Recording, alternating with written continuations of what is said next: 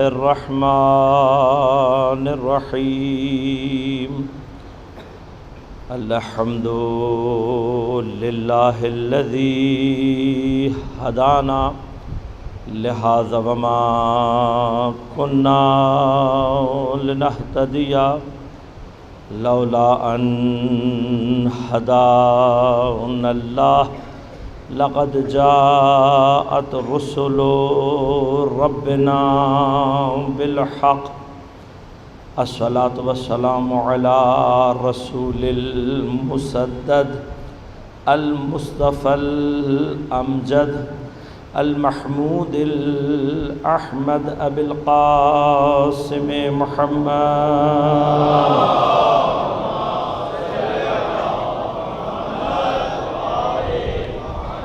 والصلاة والسلام على أسد الله الغالب غالب على كل غالب علي بن أبي طالب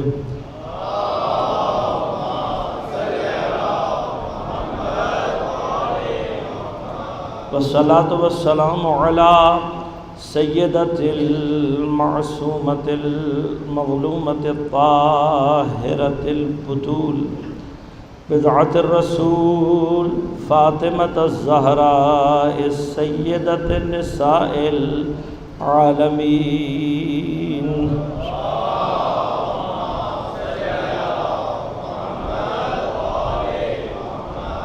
والصلاة والسلام على الحسن المجتبى والحسين المظلوم وأهل بيته الطيبين الطاهرين المعصومين المظلومين المنتجبين المنتخبين ولعنة الله على أعدائهم أجمعين أما بعد قال الله تعالى في كتابه الكريم بسم الله الرحمن الرحيم ومن يعظم شعائر الله فإنها من تقوى القلوب صلوات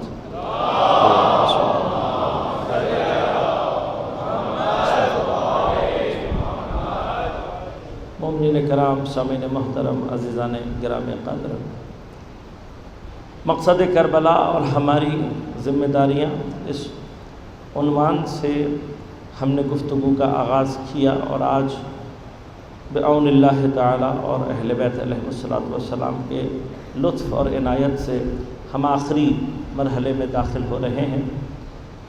اس سے پہلے کہ میں اپنی عرائض آپ کی خدمت میں پیش کروں، میں آپ تمام سامعین کا اور IRC کے ٹرسٹ اور جو بھی اس سلسلے کے بانیان ہیں ان کا، اسکاؤٹس پہ جو ہمارے نوجوان ہیں، سیکیورٹی اہلکار، پولیس والے اور وہ تمام افراد کے جنہوں نے کسی بھی عنوان سے اس سلسلے کو برپا کرنے میں کوئی بھی کردار ادا کیا ہے، ان سب کا نہایت ممنون اور مشکور ہوں۔ یقیناً اس دوران بندے کی جانب سے کوئی نہ کوئی کوتاہی، کوئی نہ کوئی ایسی بات اگر رہی ہو تو آپ سب سے میں عذر خواہی اور معذرت کا طلبگار ہوں۔ میرے پاس آپ سب کے لیے، ان تمام افراد کے لیے جنہوں نے کسی بھی عنوان سے کوشش کی، سوائے دعاؤں کے کچھ بھی نہیں ہیں۔ آج کی شب کے صدقے میں پروردگار آپ تمام افراد کی توفیقات میں اضافہ فرمائیں، خصوصاً ہماری دینی توفیقات میں اضافہ فرمائیں۔ قیامت کے دن ہم سب کو پروردگار سید الشہداء کی شفاعت میں ہمیں مشمول فرمائے۔ عزیزان گرام قدر، کچھ دعاؤں کا بھی کہا ہوا ہے اور آخری چونکہ سلسلہ ہے، بالخصوص بلوچستان شیعہ کانفرنس کے ایک اہم رکن اور کوئٹہ میں اور بلوچستان میں تشیع کے حوالے سے کافی فعال شخصیت تھے موسیٰ میر صاحب، وہ کافی عرصے سے ICU میں کینیڈا میں ہیں، اور دیگر بعض مریضوں کے لیے خاص طور پر کہا گیا ہے، ان سب کی شفا یابی کے لیے ایک مرتبہ بلند آواز سے درود پڑھ کر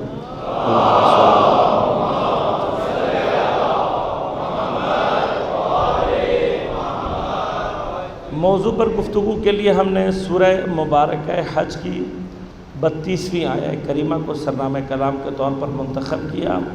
پروردگار ارشاد فرما رہا ہے، اور جس کسی نے بھی اللہ کے شعائر کی تعظیم کی تو یہ تعظیم کرنا ہی دلوں کا تقویٰ ہے۔ دل میں تقویٰ آ جائے تو انسان حتیٰ اپنی خلوتوں میں بھی معصیت انجام نہیں دیتا۔ واقعاً اگر دل متقی ہو انسان کا، تنہائی میں بھی اکیلے میں بھی گناہ کی طرف متوجہ نہیں ہوتا۔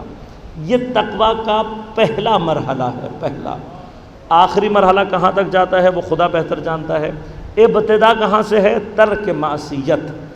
جب تک میں معصیت کو ترک نہ کر دوں تقویٰ کی وادی میں وارد ہی نہیں ہو سکتا۔ اب میں جتنی مرضی نمازیں پڑھوں، جتنے مرضی روزے رکھوں، جتنے مرضی قرآن تلاوت کروں، جتنی مرضی عزاداری کر لوں، اس لیے کہ ان تمام چیزوں کے آثار مرتب ہوتے ہیں، ان آثار کو نابود جو چیز کر دیتی ہے وہ میرا گناہ ہے۔ گناہ ہے، اس بات کا یقین کر لیجئے کہ جب آپ فرش عزا پر آ کر بیٹھتے ہیں سے اس لمحے تک کہ جب تک آپ کوئی گناہ انجام نہیں کر لیتے، نورانیت آپ کے اندر موجود ہوتی ہے۔ اصل مسئلہ اس نورانیت کو حفظ کرنا ہے، محفوظ رکھنا ہے۔ اگر ہم ترک معصیت کے ذریعے سے اس نورانیت کو محفوظ کرنا شروع کر دیں تو کچھ ہی عرصے کے اندر ہمیں خود اس نورانیت کا احساس ہونا شروع ہو جائے گا۔ لہذا اہم ترین مرحلہ ترک معصیت۔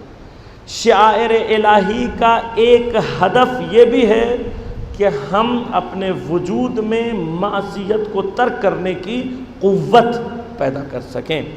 لہذا امام حسین علیہ السلام نے، جیسا میں نے آپ کی خدمت میں عرض کیا،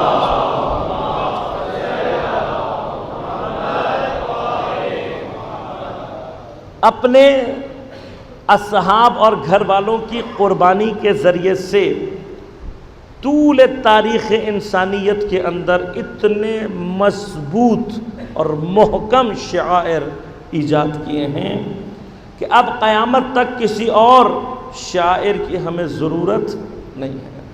کربلا رزق شعور عطا کرنے کے لیے کافی ہے۔ ضروری صرف یہ ہے کہ اپنے آپ کو کربلا تک پہنچاؤ اور کربلا منانے کے درجے سے نکل کر کربلا اپنانے کے مرحلے میں فارغ ہو جاؤ۔ شعوری طور پر کربلا جب شعور کا رزق دیتی ہے تو کربلا سے متعلق میرا ہر قدم شعور کی منزل میں ہونا چاہیے۔ میں کربلا سے جب اپنے شعور کو متصل کروں گا تو میرے شعور کو معراج کربلا عطا کرتی ہے۔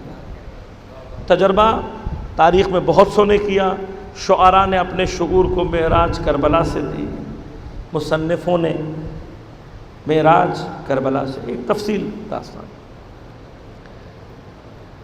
کربلا شعور عطا کرتی ہے۔ میں گفتگو کو، چونکہ کل ایک برادر نے مجھ سے بلکہ حکم دیا کہ تقلید سے متعلق میں کچھ اور باتیں آپ کی خدمت میں عرض کروں، لیکن چونکہ ایک تو میں موضوع سے تھوڑا سا دور ہو جاؤں گا، دوسرا کچھ گفتگو مفصل ہو جاتی ہے۔ میں صرف مختصر ایک بات آپ کی خدمت میں عرض کروں گا۔ تقلید کے لیے ہمارے پاس دلیل عقلی دلیل ہے، عقلی، کہ اس کو اپنے ذہنوں میں بیٹھا لیجئے۔ دین ہمیں کہیں پر بھی تقلید کرنے پر مجبور نہیں کرتا، ایسا کچھ بھی نہیں ہے۔ تقلید مجبوری نہیں ہے۔ دین ہم سے صرف یہ کہتا ہے کہ جو اعمال تم انجام دے رہے ہو اس کی دلیل تمہارے پاس ہونی چاہیے۔ میں نے جو عرض کیا، کربلا بھی شعور عطا کرتی ہے۔ شعور سے مراد کیا ہے؟ جو میں کر رہا ہوں اس کی دلیل میرے پاس ہونی چاہیے، شعوری کیفیت۔ اب یہ جو دلیل ہے یہ کیسے حاصل ہوگی؟ یہ دلیل ایسے حاصل ہوگی، یا میں آؤں سارا اپنا ہر چیز ترک کروں، گھر ترک کروں، اپنے رشتہ دار، اپنا وطن ترک کروں، نوکری ترک کروں، مستقبل اپنا ترک کروں، جاؤں یہاں سے جا کر حوض علمیہ میں داخلہ لوں، وہاں پر 20 25 30 سال مختلف علوم کو پڑھنے کے بعد درجہ اجتہاد پر پہنچوں تاکہ مجھے پتہ لگ سکے کہ قرآن اور روایت کی روشنی میں میرے لیے عمل کیا ہے. اسے کہتے ہیں اجتہاد. دروازہ سب کے لیے کھلا ہوا ہے، دین نے کسی کے لیے بھی دروازہ بند نہیں کیا، بلکہ حکم دیا ہے کہ ہر قوم میں سے ایک گروہ جائے لِيَتَفَقَّهُوا تاکہ دین میں تفقہ کر سکے. قرآن کی آیت ہے، آیت نفر، گوگل پہ لکھیں گے آیت آپ کے سامنے آ جائے گی. دوسرا مرحلہ، دین کہتا ہے اگر مجتہد نہیں بن سکتے تو کم از کم دین اتنا پڑھو کہ اپنے لیے کم از کم راستہ جو راستہ ہے وہ حاصل کر سکو. اگر اجتہاد کے لیے 25 سال پڑھنا پڑے گا تو اتحاد کے لیے کم از کم بھی 14 یا 15 سال کی تعلیم ضروری ہے. آپ پڑھیں اور اس کے بعد اپنے لیے راہ عمل طے کر لیں. دوسروں کے لیے مشخص تو نہیں کر سکتے، اپنے لیے کم از کم آپ کر سکیں. یہ دوسرا راستہ ہے. تیسرا راستہ دین یہ کہتا ہے کہ اگر تم اجتہاد نہیں کر سکتے، اگر تم احتیاط کے لیے اتنا وقت نہیں نکال سکتے، کیونکہ ہر ایک کے بس کی بات بھی نہیں ہے. آپ 15 سال دین کی تعلیم حاصل کریں گے تو ڈاکٹر کون بنے گا، انجینئر کون بنے گا. لہذا دین کیا کہتا ہے، اگر آپ نے اپنی زندگی کو وقف کسی اور کام میں کیا وہ بھی ضروری ہے. ڈاکٹر بننا بھی مجتہد بننے جتنا ہی ضروری ہے، انجینئر بننا بھی اتنا ہی ضروری ہے، یہ سب بھی اتنے ہی ضروری ہیں.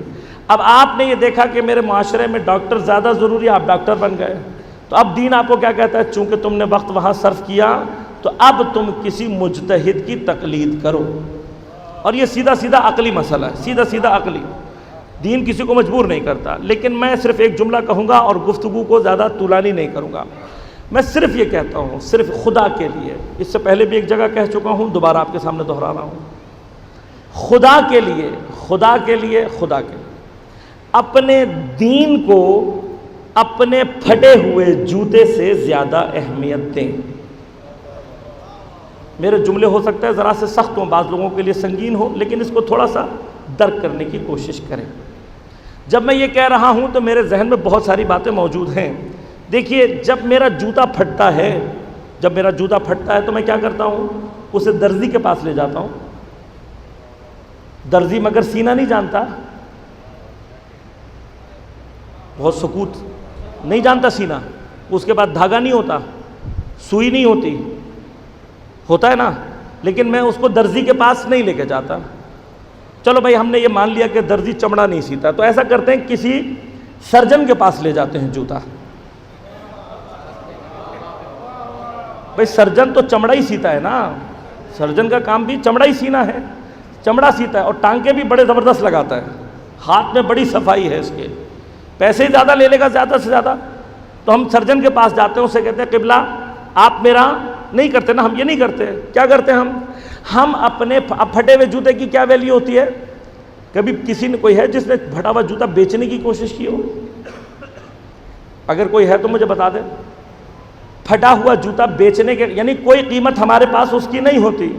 ہم صرف بطور مجبوری، چونکہ پھٹ گیا ہوتا ہے، ابھی دوسرا نہیں لے سکتا، تو میں اس لیے اس کو چلانے کی کوشش کر رہا ہوتا ہوں. جس چیز کی میری اپنی نظر میں کوئی وقت نہیں ہے، میں اس چیز کے لیے اتنا سینسٹیو ہوں کہ میں اس کو سلانے کے لیے موچی تلاش کرتا ہوں. موچی، ریلیٹڈ پرسن تلاش کرتا ہوں. کہتا ہوں موچی سے سلواؤں گا. اور موچی کے اندر بھی میری پرائیورٹیز ہوتی ہیں نا، پرائیورٹیز. میں کہتا ہوں یار موچی اچھا ہونا چاہیے، موچی اچھا ہونا چاہیے. کیوں؟ اس لیے کہ اگر موچی نے جوتے میں ٹانکا صحیح نہیں لگایا تو جوتا میرے پیر کو کاٹے گا، مجھے اذیت ہوگی. دین کا مسئلہ صرف اتنا ہے کہ دین میں اگر ٹانکے غلط لگ گئے تو بدن چھلنی نہیں ہوتا، روح چھلنی ہوتی ہے، اور محسوس نہیں ہوتا، وہ محسوس نہیں ہوتا. اس لیے عزیزان من، پھٹے ہوئے جوتے سے اس لیے کہہ رہا ہوں کہ میں پھٹے ہوئے جوتے کے لیے تو اسپیشلائز بندہ موچی تلاش کرتا ہوں، اور دین کے لیے میں ہر آدمی کے پاس جانے کے لیے تیار ہوں جس کو نہ طہارت کا پتہ، نہ نجاست کا پتہ. دین بانٹتا پھر رہا اور میں دین لینے کے لیے تیار ہوں خدا کے لیے، اس لیے کہتا ہوں تقلید یہی ہے، تقلید خدا کی قسم یہی ہے، اس کے علاوہ کچھ نہیں ہے کہ دین کو اس کے اسپیشلائز پرسن سے حاصل کرے۔ اور ائمہ نے ہمیں ان کی طرف رجوع کرنے کا حکم دیا ہے، ان کے بارے میں فرمایا کہ یہ صفات ہونی چاہیے، ان صفات کی روشنی میں اپنے لیے مجتہد کا تعین کریں اور پھر دیکھیں ہوگا کیا۔ قبر میں جب ہم سب جائیں گے، اب یہ جملے آپ نے سنے میں بارہا سنے میں ہے، قبر میں جا کر کیا ہوگا؟ سوال جواب۔ یہ جو قبر کا سوال جواب ہے یہ کسی سے منتفی نہیں ہوگا، یہ یاد رکھیے گا، جو بھی سلسلہ اس کے بعد ہونا ہے۔ اب جب سوال کرے گا تو جب نماز کے بارے میں سوال کیا جائے گا تو نماز کے بارے میں کیا ہوگا؟ کیا فرشتہ مجھ سے یہ پوچھے گا کتنی پڑھی کتنی نہیں پڑھی، کتنی قبول ہوئی یا نہیں ہوئی؟ یہ پوچھے گا؟ اتنا تو میرا آج کا کمپیوٹرائز سسٹم، کمپیوٹر کا سسٹم اتنا میرا آج کل اپ ڈیٹ ہو گیا، میں ایک بٹن دباتا ہوں پورا ڈیٹا میرے سامنے آ جاتا ہے۔ فرشتے کو کم از کم کمپیوٹر سے تھوڑا سا اوپر سمجھ لو، یہاں پر بیٹھا ہوا ہے، ایک کلک دبائے گا سارا ریکارڈ سامنے آ جائے گا، ایک سیکنڈ میں سب وہ بتائے گا کون سی نماز میں کیا کیا تھا، وہ اسے پتا ہوگا۔ لہٰذا وہ نماز کے بارے میں سوال یہ نہیں پوچھے گا کہ نماز پڑھی یا نہیں، سوال یہ پوچھے گا کہ یہ جو تو نے نماز ایسے پڑھی اس کی دلیل کیا تھی۔ سوال یہ ہوگا، یہ یاد رکھنا، پیپر آؤٹ کر دیا میں نے۔ سوال یہ ہوگا کہ تم نے ایسے نماز کیوں پڑھی؟ اگر وہاں جواب یہ دیا کہ امی نے کہا تھا تو نمازیں باطل ہو جائیں گی، ابو نے کہا تھا نماز باطل ہو جائے گی۔ کیوں؟ اس لیے کہ ابو کی تقلید کے لیے، ابو کی اطاعت، امی کی اطاعت کے لیے تمہیں نہیں بھیجا تھا، تمہیں امام کی اطاعت کے لیے بھیجا تھا۔ اب اگر امام نہیں ہے تو راستہ کون سا ہے؟ تو بھائی جتنے بھی لوگ تقلید کرتے ہیں وہ یہ کہہ دیں گے کہ بھائی ہم نے، امام تو نہیں تھے، ہم نے جن کی طرف امام نے بھیجا تھا ان سے رجوع کیا، میں نے تو اپنے مجتہد نے جیسے کہا ویسی نماز پڑھ لی، اب میری نماز صحیح ہے یا نہیں اس کا جواب مجتہد دے گا، لیکن جو تقلید کو حرام سمجھتا ہے وہ مجھے بتائے۔ اور وہاں جب تک جواب نہیں دو گے اس وقت تک ہنٹر لگتے رہیں گے، یہ بتا دوں میں۔ مت کرو تقلید، کوئی مسئلہ نہیں ہے، تقلید مت کرو، لیکن جب تک پڑھی ہوئی نماز کی دلیل نہیں دو گے کوڑے لگتے رہیں گے، اور جب تک کوڑے لگتے رہیں گے تب تک مولا کائنات کے آنے کا کوئی چانس نہیں ہے۔ لہذا یہ ساری باتیں اپنے ذہن میں رکھیے، اتنا آسان نہیں ہے چیزوں کو رد کر دینا یہ سوچ کر کے جی تقلید میں خود کر لوں گا، میں یہ کر لوں گا، اتنا آسان دین نہیں ہے۔ لہذا دوبارہ کہہ رہا ہوں، کم از کم اپنے پھٹے ہوئے جوتے سے دین کو ذرا سی حیثیت زیادہ عطا کریں۔ مرحلہ گفتگو صرف آخر کے مرحلے میں ہوں میں، کربلا رزق شعور عطا کرتا ہے۔ اگر میرے مولا نے اپنی اس نہضت، اپنی اس تحریک کا کوئی ہدف نہ بھی بیان کیا ہوتا، حسین کے ہر عمل، میرے مولا کی ہر قربانی سے حسین کا ہدف واضح ہے۔ ہدف کیا ہے؟ ہدف امام کا خاص طور پر ہدف کیا ہے؟ اس جاہلیت کی کہ جو عوام پر حاکم ہو گئی ہے، اس جاہلیت کو توڑنا ہے۔ اس جاہلیت کو توڑنے کے بعد لوگوں کو بیدار کرنا ہے، لوگوں کی جاہلیت سے سوء استفادہ نہیں کرنا، بلکہ ان کی جہالت سے ان کو نکال کر نور کی طرف لے کر آنا ہے۔ اب کیفیت کیا ہے کہ یہ جاہلیت ایک طوفان کی صورت میں برپا ہو چکی ہے امام کے زمانے میں، ایک جاہلیت کا طوفان ہے۔ جاہلیت کے اس طوفان میں انسان کے لیے کشتی نجات بن کر جو ابھرا ہے وہ حسین ابن علی ہے۔ لہذا کربلا کا ہدف بنیادی طور پر کیا؟ انسانوں کو نجات دلانا۔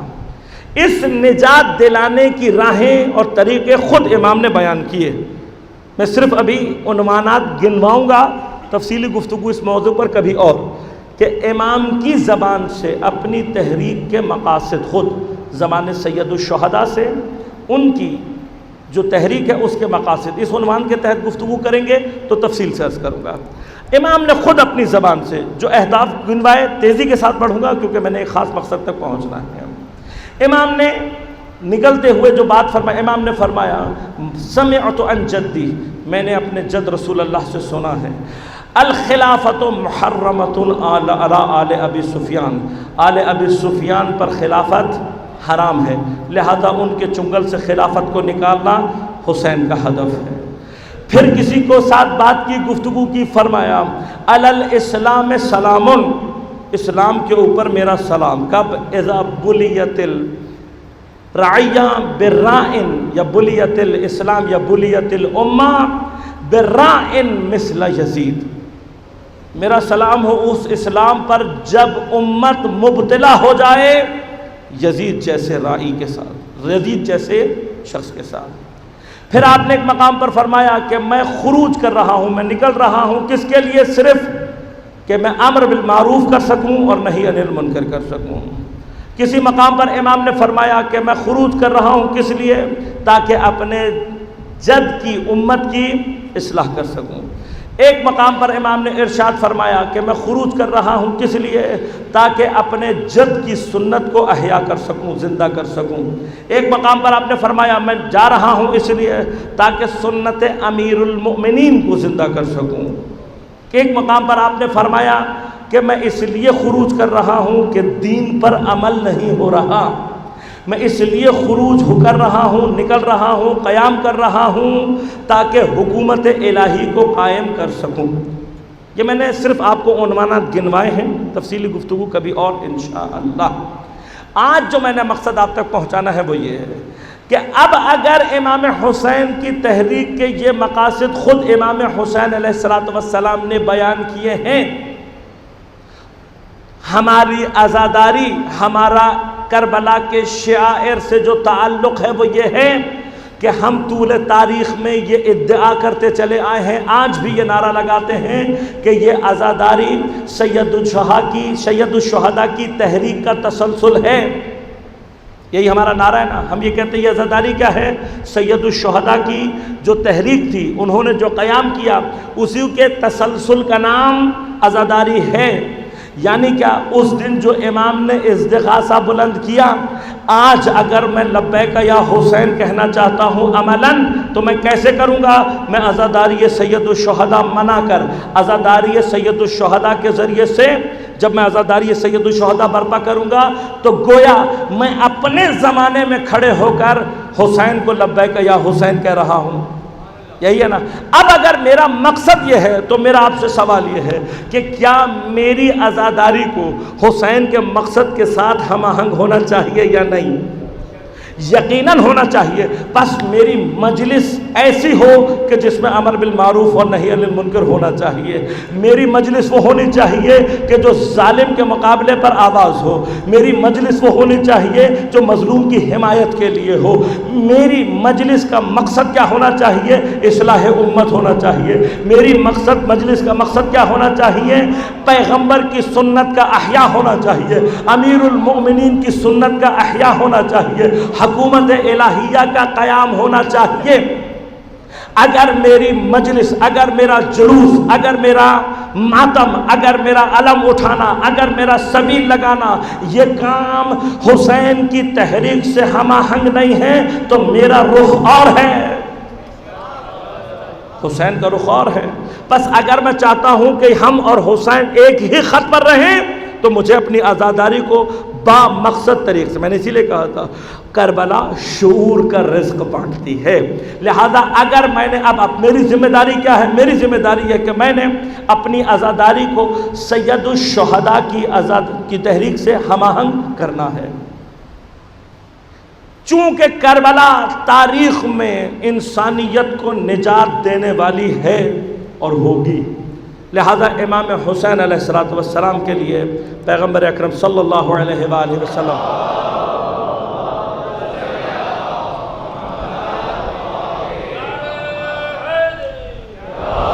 ایک مشہور و معروف حدیث ہے پیغمبر کی، بارہا آپ نے سنا ہوا ہے، میں نے اس ضمن میں مطلب کہیں اور بھی بیان کیا، لیکن آج ایک خاص ہدف کے تحت اس کو دوبارہ بیان کر رہا ہوں۔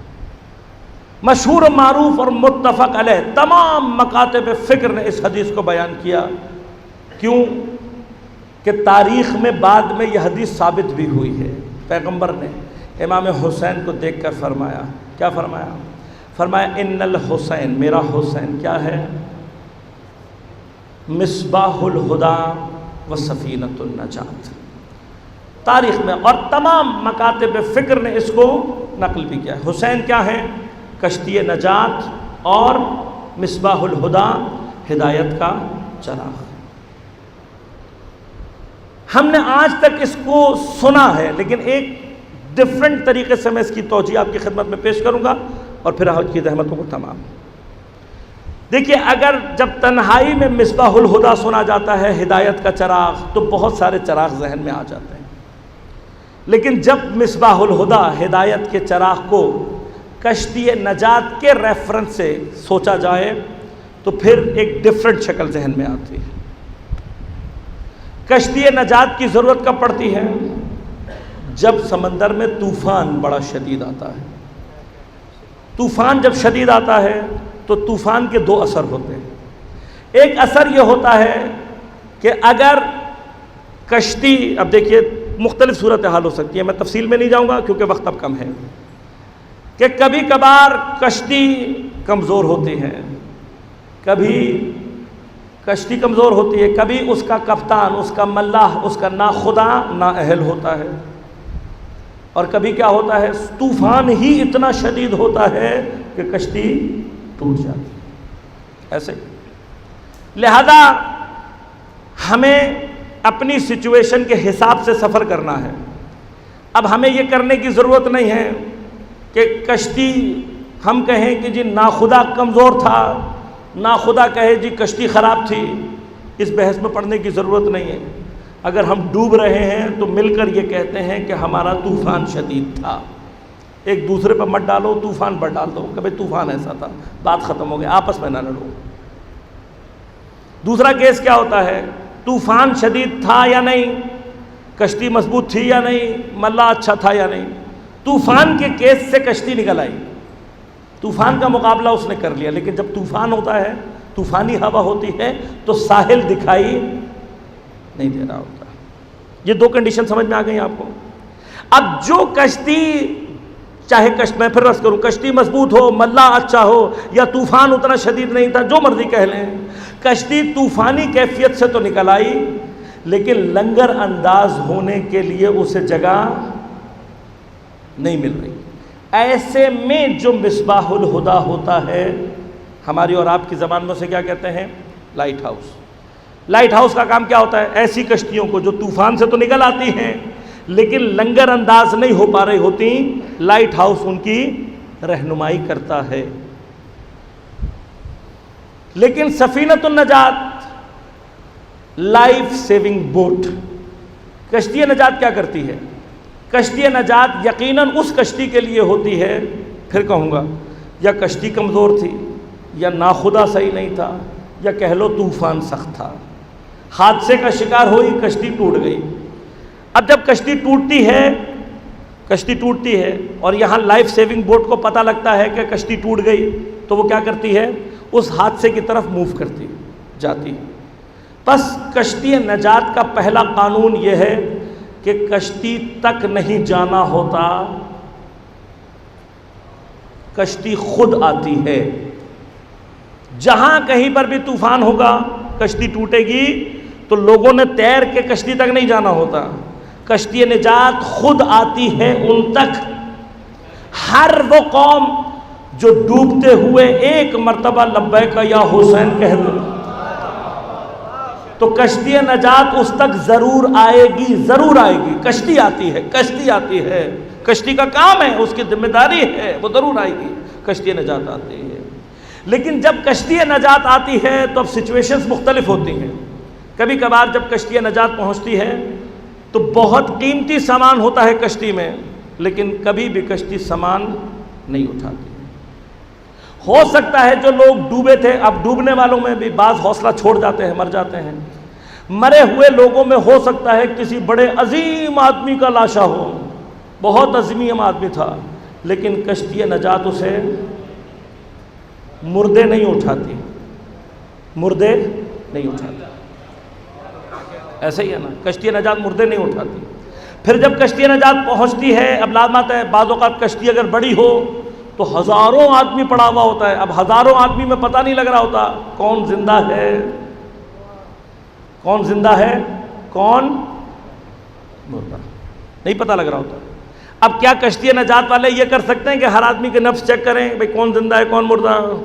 اگر یہ کام کریں گے تو کبھی بھی ہو سکتا ہے کوئی آگے زندہ ہو وہ اسی چکر میں مر جائے گا.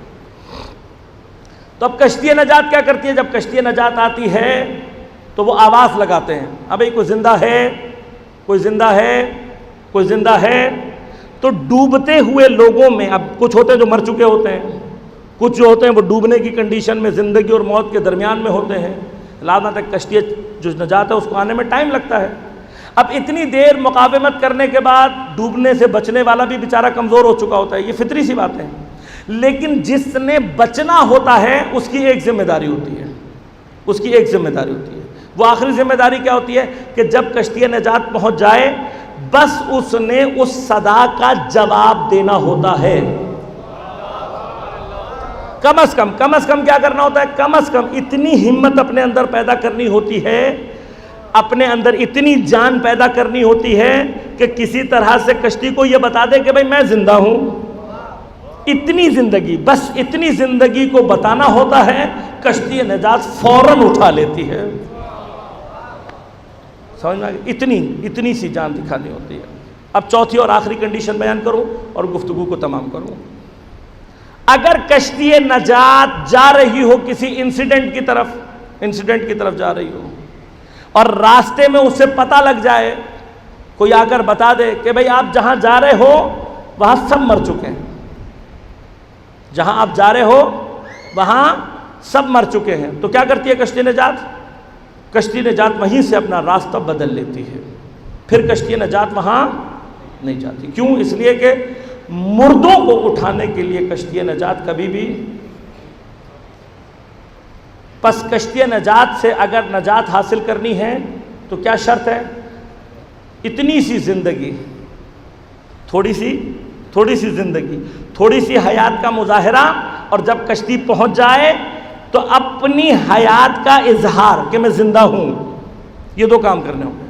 تو کشتی کے لیے ضروری کیا ہے؟ زندگی. دوسرا جب پہنچ جائے تو زندگی کا اظہار. اگر کشتی کو پتہ لگ جائے کہ سب مر گئے ہیں تو کیا کرتی ہے؟ اپنا راستہ تبدیل کر لیتی ہے. امام حسین علیہ السلام نے 61 ہجری میں لوگوں کی نجات کا 2 پلان امام کے ذہن میں.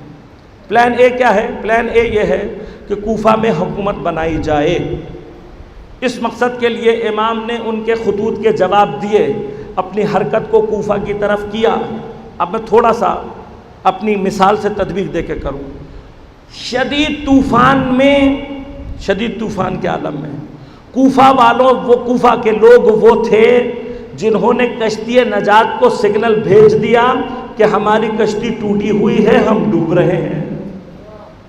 لہذا کشتی نجات نے اپنا رخ کس کی طرف کیا؟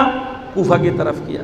اب کشتی نجات کوفہ کی طرف جا رہی تھی تو امام نے یہ کیا کہ حضرت مسلم بن عقیل کو کہا تم جلدی جاؤ اور جا کر دیکھو وہاں پر ڈوبنے والوں کی تعداد کتنی ہے، وہاں کتنے لوگ زندہ ہیں، تاکہ اسی حساب سے پھر کشتی نجات پہنچے گی. جناب مسلم آئے. اب جناب مسلم نے جو کچھ بھی کیا وہ سارے کا سارا کشتی نجات کے لیے ایک زمینہ تھا کہ بھئی اتنے لوگ آمادہ ہیں، اتنے لوگ صحیح ہیں، میری بیعت کر لی وغیرہ وغیرہ. آپ نے خط لکھ کر بھیج دیا مولا کو کہ مولا اتنے لوگ تیار ہیں. اب کشتی نجات کا رخ کہاں ہے؟ کوفہ کی طرف. لیکن یہاں پیچھے کیا ہوا؟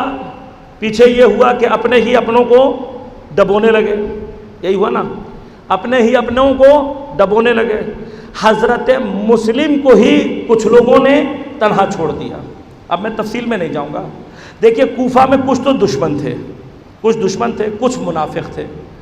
ان کے بعد کوفہ کے اندر جنہوں نے حضرت مسلم کی پشت خالی کی اور اپنوں کو ہی ڈبویا وہ کوفہ کے بے بصیرت شیعہ تھے. کون تھے؟ بے بصیرت شیعہ. کوفہ بہت سارے شیعہ تھے، تعداد بہت تھی، لیکن مشکل کیا تھی؟ مشکل یہ تھی کہ ایک بڑی تعداد اس میں بے بصیرت شیعوں کی بھی تھی. جناب مسلم انقلاب برپا کر کے پوری سچویشن اپنے کنٹرول میں لینا چاہتے تھے، لیکن عین اس وقت میں اب کیا دیکھیں ہمارے اور آپ کا زمانہ بالکل کتنی مشابہت رکھتا ہے کوفہ کے حالات سے، رکھتا ہے مشابہت؟ ہاں رکھتا ہے۔ کوفہ والے بھی اپنے زمانے کے حسین کا انتظار کر رہے تھے، ہم بھی اپنے زمانے کے حسین کا انتظار کر رہے ہیں، ہمارے بھی زمانے کے حسین نے آنا ہے۔ اور میں نے کہا کشتی نجات ہے، جانے کی ضرورت نہیں ہے، وہ خود آتا ہے، اس کا کام ہے وہ بچانے کے لیے خود آئے گا، کشتی نجات کا کام ہے بچانے کے لیے آئے۔ لیکن اب کوفہ سے اور ہم نے عبرت کیا لینی ہے؟ عبرت یہ ہے کہ کوفہ میں جناب مسلم، جب بے بصیرت شیعوں نے حضرت مسلم کا ساتھ چھوڑا تو نتیجہ کیا نکلا؟ جناب مسلم کوفہ میں تنہا رہ گئے، اور پھر جناب مسلم بے دردی کے ساتھ شہید کر دیے گئے۔ جو چند ایک اور شیعہ تھے، جناب ہانی ابن عروہ شہید کر دیے گئے، جناب شریک ابن اعور شہید کر دیے گئے، آپ کے دونوں بیٹے شہید کر دیے گئے، میثم تمار شہید کر دیے گئے، جناب مختار اور بہت سارے ایسے شیعہ جیلوں میں ڈال دیے گئے۔ ابھی تک کشتی نجات کوفہ کی طرف جا رہی تھی، لیکن جیسے ہی امام کو راستے میں علم ہوا کہ جناب مسلم کو اتنی غربت کے عالم میں شہید کر دیا گیا، تو امام نے کوفہ کی جانب جانے کا ارادہ ملتوی کر دیا۔ اب کشتی نجات کا پلان نمبر بی وہ اختیار ہوگا۔ ابھی تک پلان نمبر 1 کیا تھا؟ حکومت الہیہ کے ذریعے سے لوگوں کو جہالت سے نکالا جائے، لیکن یہ پلان کب ہوگا؟ جب کچھ بابصیر شیعہ موجود ہوں، جب بابصیر شیعہ موجود ہوں۔ امیر المؤمنین اپنی خلافت کے آخری زمانے میں این عمار، این سلمان، این مالک، این ابو ذر کہہ کر رویا کرتے تھے، آنسو بہایا کرتے تھے۔ کیوں؟ اس لیے کہ تنہا علی حکومت نہیں کر سکتا، معجزے سے حکومت کرنا مقصد نہیں ہے، ایسے افراد کا ہونا ضروری ہے جو امام کا ساتھ دے سکیں حکومت الہیہ بنانے میں، حکومت کو چلانے میں۔ امام بار بار ان کو یاد کر کے روتے اس لیے تھے کہ اگر بابصیر اصحاب نہ ہوں تو حجت زمان تنہا رہ جاتی ہے، حجت زمان تنہا رہ جاتی ہے۔ یہاں اب امام حسین کیا کر رہے ہیں؟ جیسے ہی امام حسین کو معلوم ہوا کہ مسلم کو تنہا چھوڑ دیا، تو اب اس علامت نے، جناب مسلم کی شہادت نے کشتی نجات کو جو سگنل دیا، وہ سگنل یہ تھا کہ مولا جب تک مسلم تھے اس زمانے تک کچھ بابصیر شیعہ تھے، کچھ ایسے تھے جو ابھی تک زندہ تھے، ان کو بچانے کے لیے تو آپ کو جانے کی ضرورت تھی، لیکن مسلم کی شہادت یہ بتا رہی ہے کہ بے بصیر شیعوں نے ان بابصیرتوں کو بھی ڈبو دیا ہے، ان کو بھی ڈبو دیا ہے۔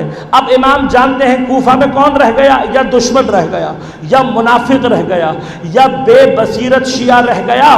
تو امام نے کوفے کا راستہ ترک کر کے پلان بی اب کیا ہے؟ اب شہادت کے ذریعے سے، اب اپنے خون کے ذریعے سے دین کو اپنے خون کے ذریعے سے وہ قوت عطا کرنی ہے کہ جو شاید حکومت کے ذریعے سے بھی نہیں ہو سکتی تھی۔ لہذا کشتی نجات نے اپنا رخ بدل دیا۔ کشتی نجات کا رخ بدلنا یہ بتلا رہا ہے کہ امام حسین کے لیے جیسا اپنا دشمن مردہ ہے، جس طرح سے منافق امام کے لیے مردہ ہے، اسی طرح سے بے بصیرت شیعہ بھی امام کے لیے مردہ ہی حساب ہوتا ہے۔ کشتی نجات زندوں کو بچانے آتی ہے، مردوں کو بچانے کے لیے نہیں آتی۔ کشتی نجات مردوں کو بچانے کے لیے نہیں آتی۔ اب میرا اور آپ کی ذمہ داری کیا ہے؟ میری اور آپ کی کیا ذمہ داری ہے؟ اگر طوفان میرے اور آپ کے زمانے میں شدید ہو چکا ہے، اگر میری اور آپ کی کشتی ٹوٹ چکی ہے، اگر ہم اپنے ڈوبتے ہوئے ہونے کا ڈوب ہی رہے ہیں نا، اس سے زیادہ ڈوبنے کی اور کیا کنڈیشن ہوگی؟ اگر ہم ڈوب ہی رہے ہیں تو اب کرنا کیا ہے؟ کرنے کے لیے ہمیں حیات کا اظہار کرنا پڑے گا، ہمیں بتانا پڑے گا مولا ابھی ہم مرے نہیں ہیں، ابھی ہم زندہ ہیں، اپنی حیات کا اظہار کرنا پڑے گا۔ تو آج کے دور میں اپنی حیات کا اظہار کیسے کریں؟ مسلم کو تلاش کرنا پڑے گا، اس لیے کہ مسلم خبر دے گا، مسلم بتائے گا، اپنے مولا کو مسلم خبر دے گا۔ تو میرا اور آپ کا کام ڈائریکٹلی امام حسین تک پہنچنا نہیں ہے، میری اور آپ کی ذمہ داری صرف اتنی ہے، اپنے زمانے کے مسلم کو تلاش کرو، اس کی پشت پر کھڑے ہو جاؤ اور اس کی پشت کو مضبوط کرو۔ مولا کو پیغام یہ دو کہ ہم اپنے زمانے کے مسلم کی پشت خالی نہیں کریں گے، جیسے ہی تم یہ پیغام دو گے مسلم بتا دے گا کہ یہ لوگ زندہ ہیں، یہ لوگ زندہ ہیں۔ تو مسلم میں اور بے بصیر شیعوں میں بنیادی فرق کیا تھا؟ فرق صرف یہ تھا کہ مسلم یہ کہہ رہے تھے حسین کے آنے سے پہلے حکومت تیار کرو، حسین کے آنے سے پہلے لشکر تیار کر لو، حسین کے آنے سے پہلے مدد تیار کر لو۔ بے بصیر شیعہ کیا کہہ رہے تھے؟ بے بصیر شیعہ کہہ رہے تھے حسین آئیں گے تب دیکھا جائے گا، حسین آئیں گے تب دیکھا جائے گا۔ تو بھائی اب قانون میرے اور آپ کے سامنے آ گیا کہ اگر اپنے زمانے کے مسلم کو تلاش کرنا ہے تو اس کو تلاش کرو جو آنے والے حسین کے لیے حکومت بنا رہا ہے، جو آنے والے حسین کے لشکر تیار کر رہا ہے۔ تو اگر آج مسلم تلاش کرنے ہیں تو ایک مرتبہ نگاہ اٹھا کر دیکھو، ایک جگہ تمہیں حکومت الہیہ دکھائی دے گی، وہاں کا مسلم نظر آ جائے گا۔ لبنان میں نظر کرو گے امام کا لشکر نظر آ جائے گا، مسلم بھی نظر آ جائے گا۔ یمن میں نظر کرو گے امام کا لشکر بھی نظر آئے گا، مسلم بھی نظر آئے گا۔ نائجیریا میں نگاہ کرو مسلم بھی نظر آئے گا، لشکر بھی نظر آئے گا۔ تم ایک مرتبہ اپنے اندر حیات پیدا کر لو، تمہارا مسلم خود بخود نظر آ جائے گا۔ لہذا اور ایک مرتبہ بس ایک مرتبہ اپنی حیات کا اظہار کرو۔ یہ لبیک یا حسین کے نعرے اپنے مسلم کی پشت کو مضبوط کرو اور پھر دیکھو کہ کیسے کشتیاں نجات تمہیں نجات دینے کے لیے آتی۔ وہ پردہ غیبت میں 1200 سال کی تنہائی لیے ہوئے ہیں، کتنی مرتبہ مسلم اٹھے ہوں گے اور کتنی مرتبہ مسلم بے بصیروں کے ہاتھ تنہا ہوئے ہوں گے۔ سفینہ رواں ہوتا ہوگا، پھر اطلاع ملتی ہوگی کہ یہاں سب مردے ہیں، پھر واپس چلا جاتا ہوگا۔ کس قدر دکھ کا شکار ہوگا جو کئی مرتبہ 1200 سال میں کئی مرتبہ آیا ہوگا، کئی مرتبہ واپس گیا ہوگا۔ خدا کے لیے اب کی بار اپنے زمانے کے حسین کو مایوس مت کرنا۔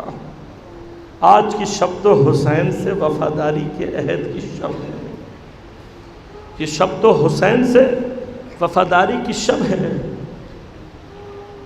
مولا میں نہیں جانتا، اے امام حسین آپ بڑے کریم ہیں، بہت کریم ہیں۔ میں نے روایت میں پڑھا کہ جب امام کے صحابیوں نے اپنی وفاداری کا اعلان کر دیا، امام نے ایک ایک کو بتایا کون کیسے شہید ہوگا۔ عجیب وفادار ہیں، شہادت کی خبر سن کر بھی چہروں پر بشاشت ہے، چہروں پر خوشی ہے، اور شہادت کی خبر سننے کے بعد جو مناجات کی ہیں، شہادت کی خبر سننے کے بعد جو قرآن پڑھا ہے، خدا جانے اس قرآن اور اس مناجات کے اندر کیسی تاثیر تھی۔ عمر سعد کے لشکر سے 23 افراد کا ایک دستہ بھیجا گیا کہ جاؤ اور جا کر دیکھ کر آؤ حسین اور ان کے ساتھی کیا تیاری کر رہے ہیں۔ یہ دبے پاؤں چلتے امام کے جب خیموں کے پاس پہنچے، خدا جانے کتنا درد بھری مناجات تھی، کتنی درد بھری قرآن کی تلاوت کا انداز تھا۔ 23 کے 23 قلوب منقلب ہو گئے۔ منقلب ہونے کے بعد انہوں نے امام کے پاس جانے کی کوشش کی۔ اس میان امام کے جو صحابی تھے انہوں نے دیکھ لیا، اب انہوں نے ان کو چاروں طرف سے گھیر لیا۔ انہوں نے کہا کہ ہم امام حسین سے ملنا چاہتے ہیں۔ امام کو بلایا گیا، امام نے آ کر پوچھا کون ہو؟ کہا عمر سعد کے سپاہی ہیں۔ کیا کر رہے ہیں؟ کہا مولا اس مقصد سے آئے تھے، اب کیا چاہتے ہو؟ کہا مولا ہمیں تو یہ بتایا گیا تھا کہ یہ لوگ غیر مسلم ہیں، یہ خدا کے منکر ہو گئے ہیں، مگر آپ کے ہاں قرآن اور مناجات سننے کے بعد تو کچھ اور ہی دل میں آ رہا ہے۔ امام نے کہا آپ کیا چاہتے ہو؟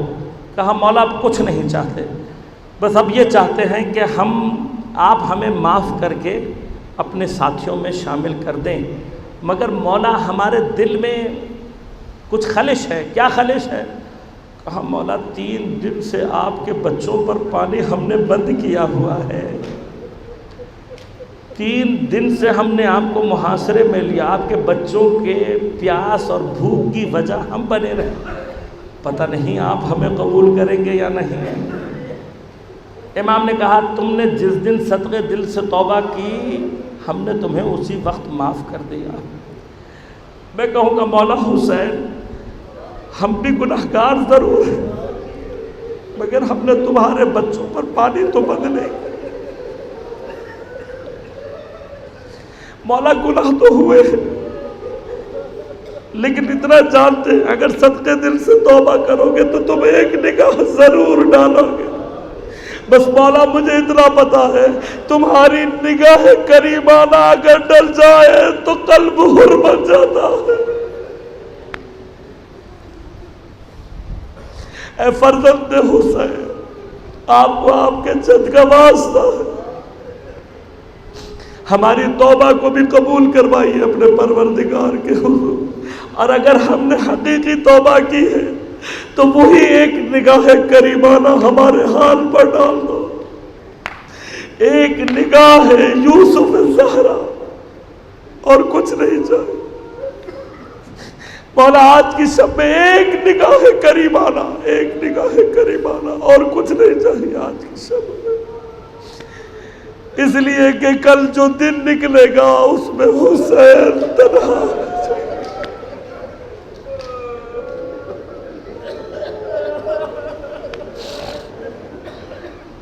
کتنا تنہا ہو جائے گا میرا مولا، کتنا تنہا۔ ایک وقت وہ آئے گا جب حسین کے سارے انصار ایک ایک کر کے شہید ہو جائے گا، اب کون بچا ہے؟ اب صرف اور صرف حسین اور حسین کے گھر والے۔ راوی کہتے ہیں کہ جب سارے انصار شہید ہو گئے تو حسین نے اپنی جانب سے خدا کے حضور پہلی قربانی پیش کی، نام ہے علی الاکبر۔ ازادار و تاریخ نے لکھا ہے اتنے خوبصورت تھے علی اکبر، اتنے جوان تھے علی اکبر، اور علی اکبر چونکہ شبیہ پیغمبر تھے لہذا امام کو حضرت علی اکبر سے بڑی خاص انسیت تھی۔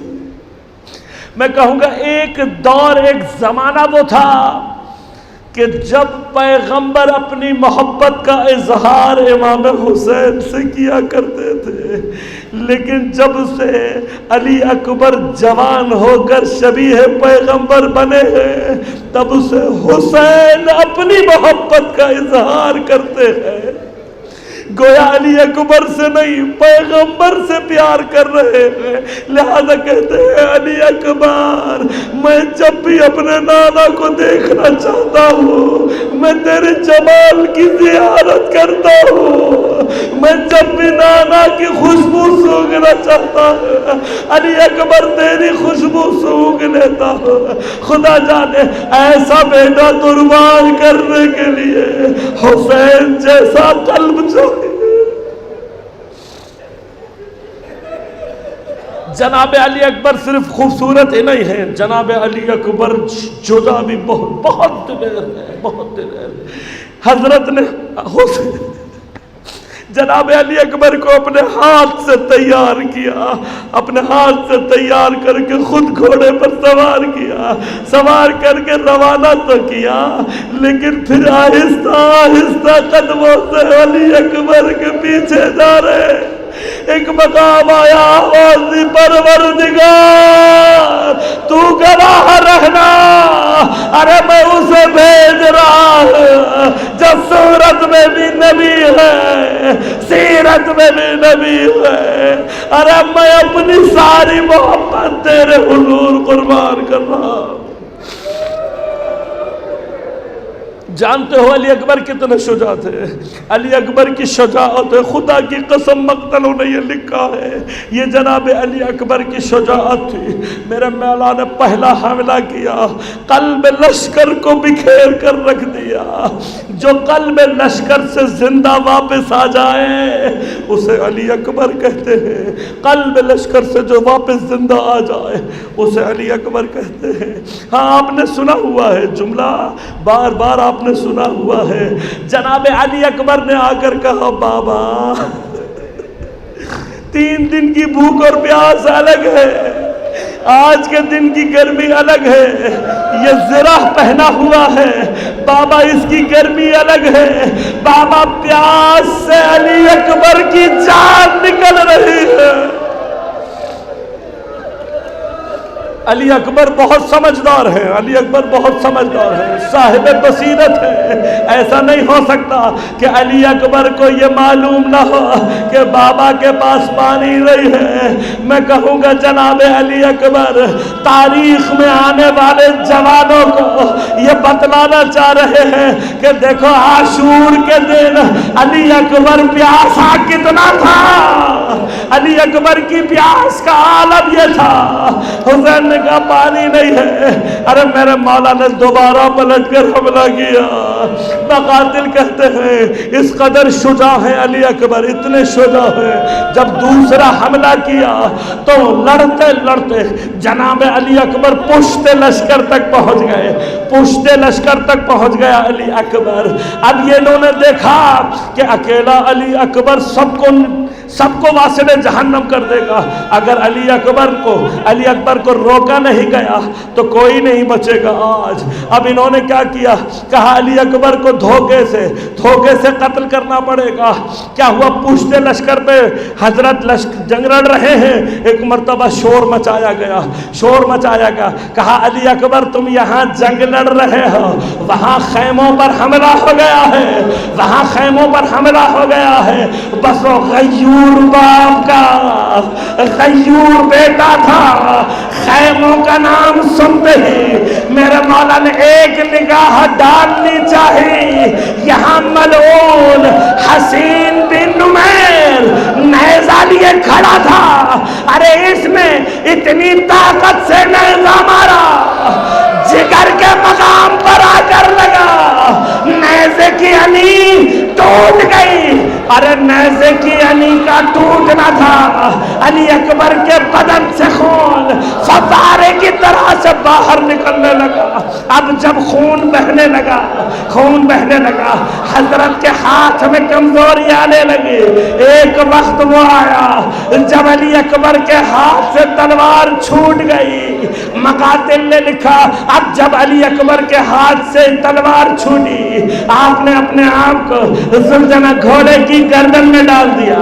گھوڑے کی گردن میں ڈال کر گھوڑے سے کہا اے میرے گھوڑے مجھے میرے بابا تک لے چل. اے میرے گھوڑے مجھے بابا تک نہیں، میں بابا کے پاس لے جا. اس لیے کہ علی اکبر جانتے ہیں بوڑھے باپ کا جوان بیٹے کی لاش پر آنا. بوڑھا باپ ہے، جوان بیٹے کی لاش پر آنا. ابھی علی اکبر نے بابا کو آواز نہیں دی تھی، لیکن مقاتل لکھتے ہیں پشتے لشکر سے اب جو اب کا گھوڑا چلا ہے، جہاں جہاں سے علی اکبر کا گھوڑا گزر رہا تھا یہ ملعون تلواریں لیے کھڑے. جہاں جہاں سے آپ گزرے علی اکبر کی کمر پہ تلواروں کے وار کیے گئے. تمام مقاتل نے جملہ لکھا ہے، لکھا ہے فقط تَعُوهُ بِالسُّيُوفٍ ایربان.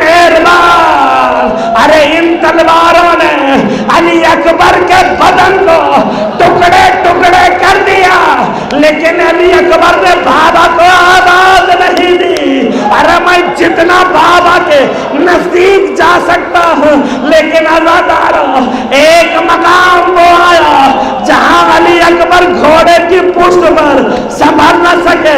آواز का अलैका मिन्नी सलाम या अबा अब्दुल्लाह। अरे अली अकबर की आवाज का गूंजना था।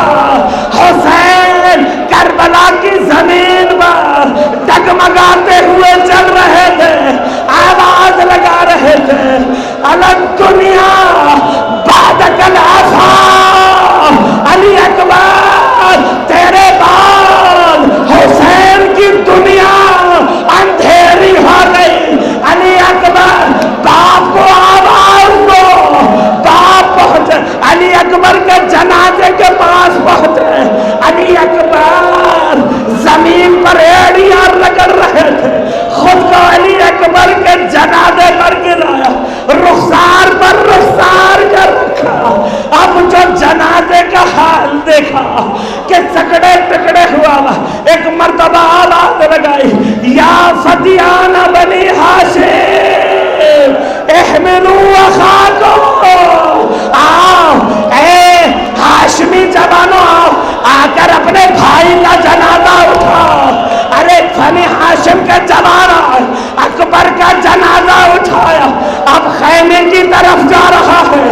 ज़ैनब को पता लगा अकबर का जनाजा आ रहा। अरे मेरी बीवी खैमे